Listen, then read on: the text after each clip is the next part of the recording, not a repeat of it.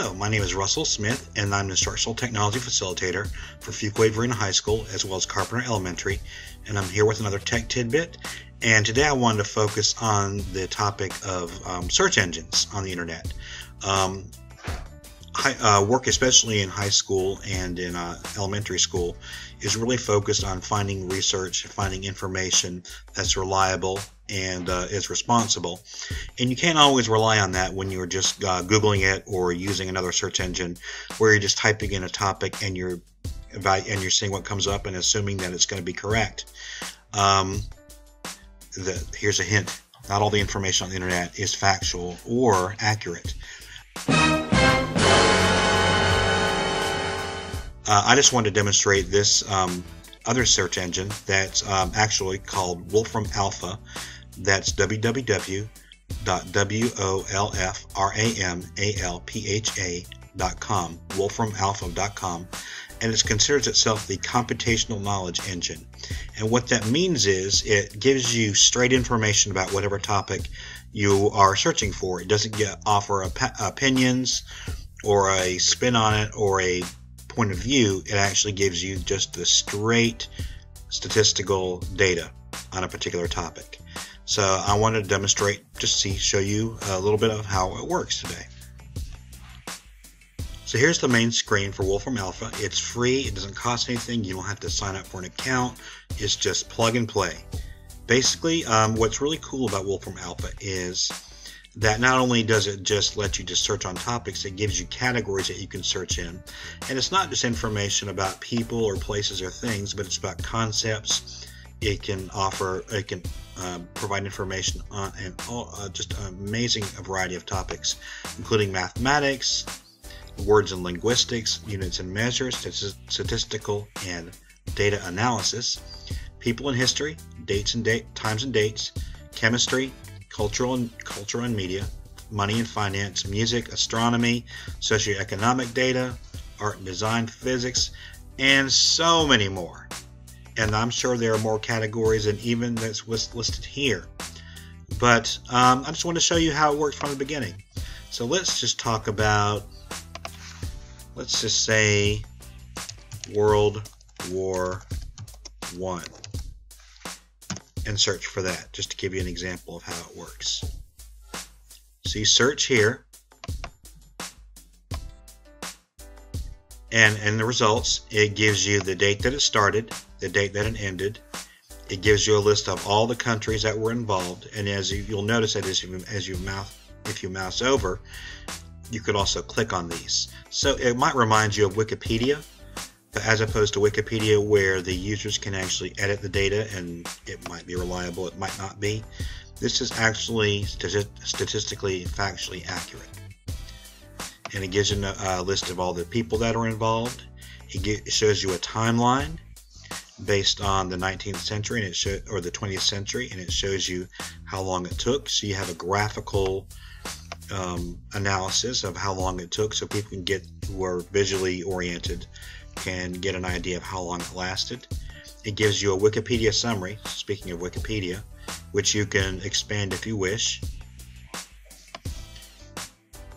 If you want to go deeper, you can click on topics that are related to it, such as the World War I versus the Persian Gulf War, or the end date of World War I, or the timeline of World War I. You could click there, for example,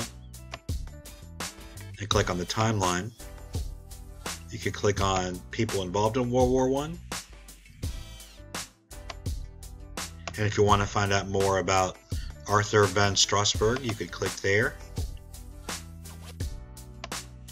And provide you the full name, the date of birth, the place of birth, the date of death, and the place of death. The timeline of when he lived, and who he was basically.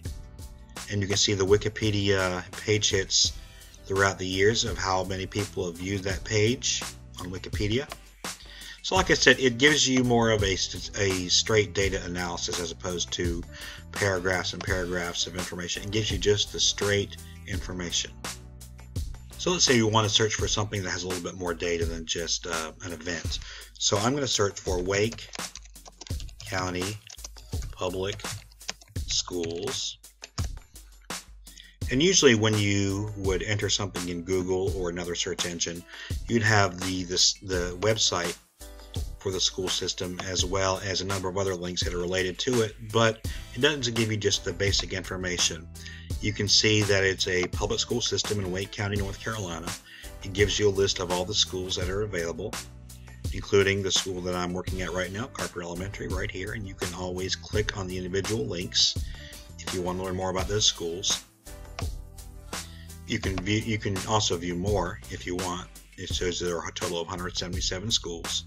Let's say I want to find out information about Cary, North Carolina. I enter my search query.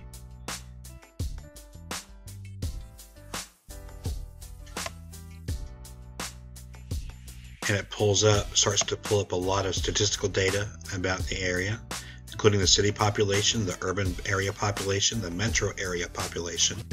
It shows the location, and it shows a map of the area.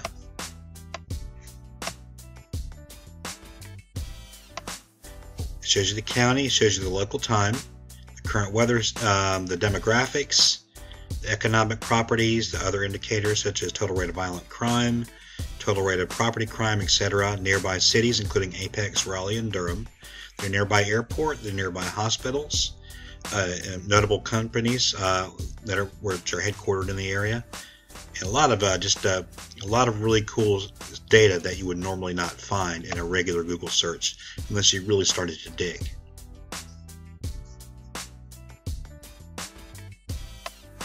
One thing you can do using Wolfram Alpha as opposed to another search engine such as Google or Bing or something like that is you can actually compare two topics to get side by side. So what I'm going to do is I'm going to pull up information for Cary, North Carolina, and the sister city, which is for Cary, which is, I believe it's Hsinchu, Taiwan. And it should bring up a data table that compares them side by side, which it is doing. So we have Cary, North Carolina on the left, Hsinchu, I'm guessing that's how they pronounce it, Taiwan on the right. City population for Cary, 155,227.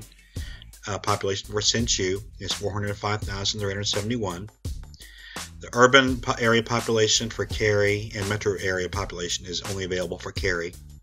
So not available for Hsinchu. But it depends on what you're comparing. It shows you the distance to fly between Cary and Hsinchu. And you click there. You can also get pro information if you upgrade to a pro account. It gives you even more features. But so you can see it's a distance of 8,000 and plus miles and 14 hours and change if you flew straight. The local time is right now it's 10:26 a.m. here. Is 10:26 p.m. there, so it's exactly 12 hours ahead. The temperature, as of now in Cary as opposed to Hsinchu. The weather conditions, it shows you the elevation and the area and the population density. It doesn't have it available for Hsinchu, but depending on what you're comparing, it does have that information available. So anyway, that's a brief overview of the computational knowledge engine Wolfram Alpha. Thanks for watching. My name is Russell Smith, and I'll see you soon with another Tech Tidbit. Take care.